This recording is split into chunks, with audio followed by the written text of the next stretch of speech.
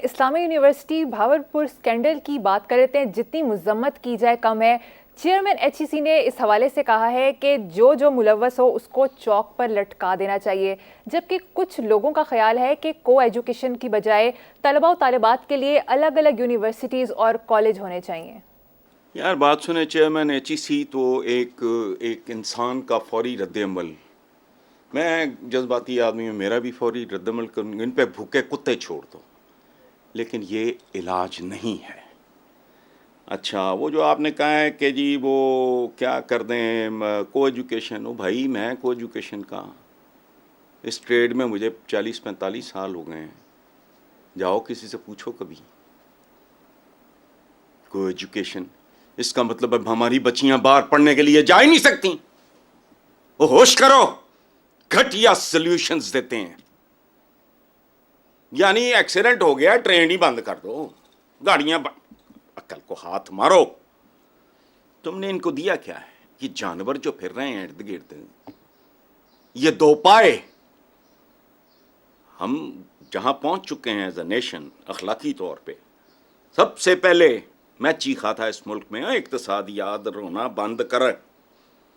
یہ اخلاقیات کی تباہی ہے جس نے اقتصادیات کی تباہی کو جنم دیا. اچھا کیریکٹر بدلو. کیریکٹر کیسے بدلو؟ یہ کوئی گھر ہے پیسہ آ گیا لوٹ مار کا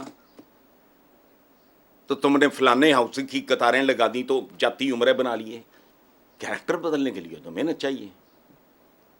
اس کے لیے لوگوں کو اپنی ذاتی ایگزامپلز پیش کرنا پڑیں گی. اب لڑکوں کے لیے علیحدہ، لڑکیوں کے لیے علیحدہ. کو عقل کرو. 2023 سعودی عربیہ کی کوئی نوجوان لڑکی بغیر اس کے محرم کے وہ گئی ہے نا، کوئی پتہ نہیں کدھر، کوئی پچھلے دنوں. اچھا دیکھو بات سنو، یہ تعلیم، تربیت، کیریکٹر بلڈنگ کی کمی ہے. جہالت کا سیلاب ہے. سیلاب آتا ہے تو وہ جینڈر نہیں دیکھتا، یہ عورت ہے مرد ہے، یہ بچہ ہے بوڑھا ہے، یہ کوٹھی ہے کوٹھا ہے، وہ سارا کچھ روڑ کے لے جاتا ہے. یہ جہالت کا سیلاب ہے. اچھا اس کا مطلب کیا ہے کہ لڑکے لڑکیوں کو علیحدہ کر دو 2023 میں؟ بیٹا ووٹ ہے،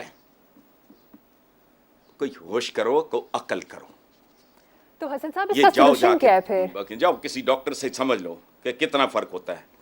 یہ فضول باتیں ہیں، یہ ایسے نہیں ہونا.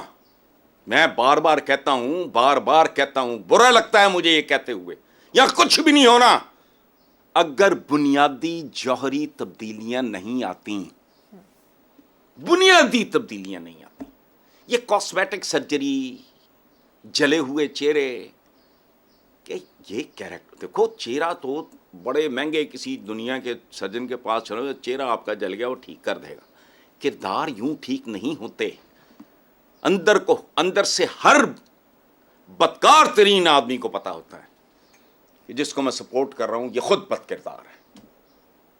وہ اپنی ضرورتوں کے تحت، اپنی ایمبیشنز کے تحت، اپنے ٹارگٹس کے تحت ان کو جوائن بھی کر لیں گے، ساتھ بھی چل پڑیں گے، یہ بھی کر لیں گے، وہ کریں گے، ان کو ووٹ بھی دیں، سپورٹ بھی کریں گے، لیکن ان کا ایک با کردار انسان کے وجود سے ایمان اٹھ جائے گا. اچھا چلو آگے چلو. حسن صاحب اگلی خبر پہ چلتے ہیں. وزیر اعظم سے ملاقات کے موقع پر صنعت کار اور تجارت کار حکومت کی معاشی پالیسیوں پر پھٹ پڑے اور انہوں نے شکایتوں کے انبار لگا دیے. سبحان اللہ، یہ ہے اس ملک کی اصل اکانومی. اور بھیک تو تمہیں مل گئی، اگر انہوں نے سود لینا ہے دے دی. شرائط مان لی تم نے ساری، چونکہ ماننی تھیں. تمہیں لوگ اس ملک کو یہاں تک لے کے آئے کہ کنگال ہونے کی دہلیز پہ تھا. اچھا اب پھر اس کے لیے قرضہ، اس کے لیے لوگوں کی بوٹیاں، لوگ آپ نے قوم کے ادارے فلانے اس کو آؤٹ سورس. ان کے لفظ سنو ذرا، یعنی ٹرمنالوجی بھی فراڈیوں والی. آؤٹ سورس، آؤٹ سورس کیا ہے؟ بیچ رہے ہو، کرائے پہ دے رہے ہو، رہن رکھ رہے ہو، جو بھی کر رہے ہو. اچھا اب اس کا مطلب کیا ہے؟ اب بھی کوئی مناسب تبدیلی نہیں آئی. معاشی زندگی کا تعلق کسی بھی ملک کے صنعت کار اور تاجر، تجارت اور صنعت، یہی لوگ بیسیکلی یہ پہیے ہیں نا. اگر وہی خوش نہیں، اس کا مطلب ہے کوئی تبدیلی نہیں آئی. آپ کے کشکول میں انہوں نے ٹکڑے ڈال دیے اپنی شرائط پہ.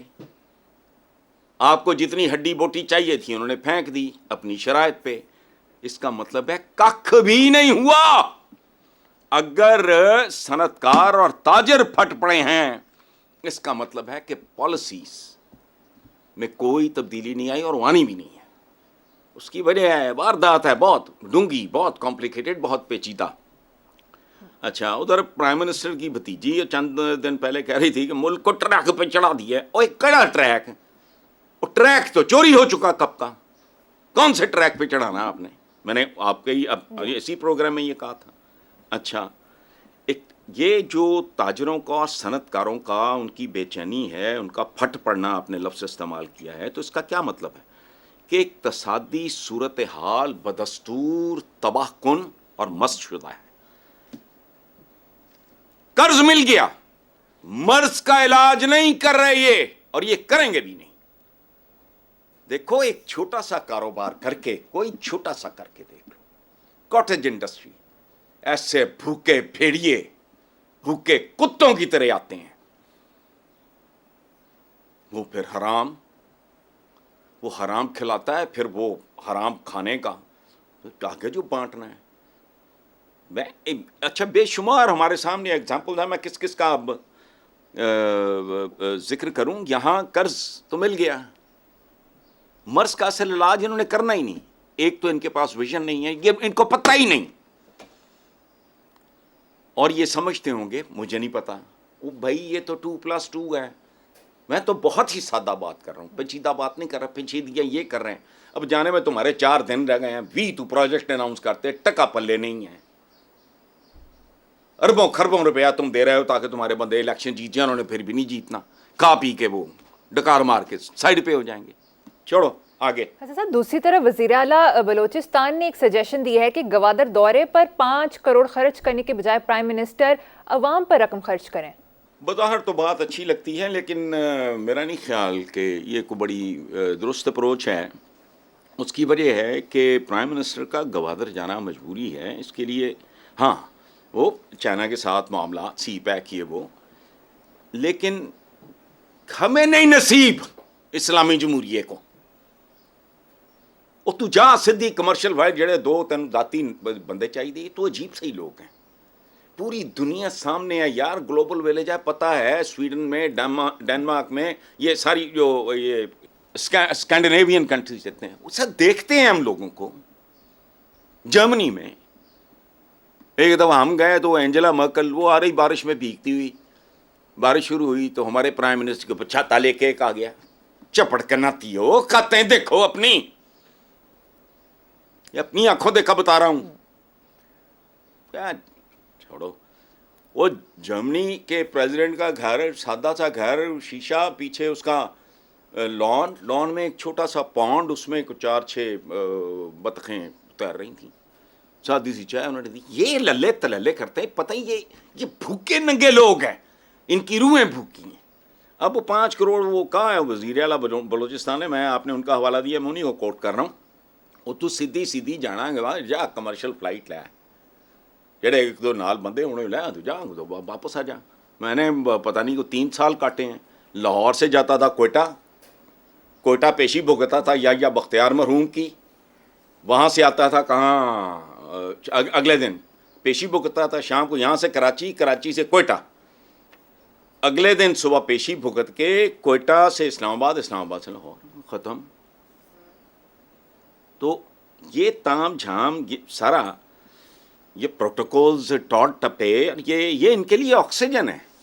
آتے کہے کے لیے ہیں, مجھے کوئی یہ بتا دے, اتنی بڑی ذمہ داری,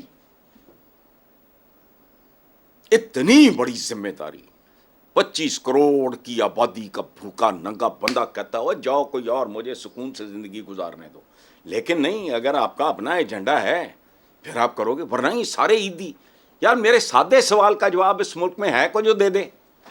یہ ساری اسمبلیاں, پھر سینٹ, تو نیشنل اسمبلی, یہ اتنے عیدی اکٹھے ہو کے یہ اس ملک کا کچھ بھی نہیں کر پاتے. وجہ کیا ہے؟ واردات ہے. اور یہ واردات کب تک چلتی ہے دیکھ لیتے ہیں, یا ہماری آئندہ نسل دیکھے گی. انجام تو ہونا ہے اس کا.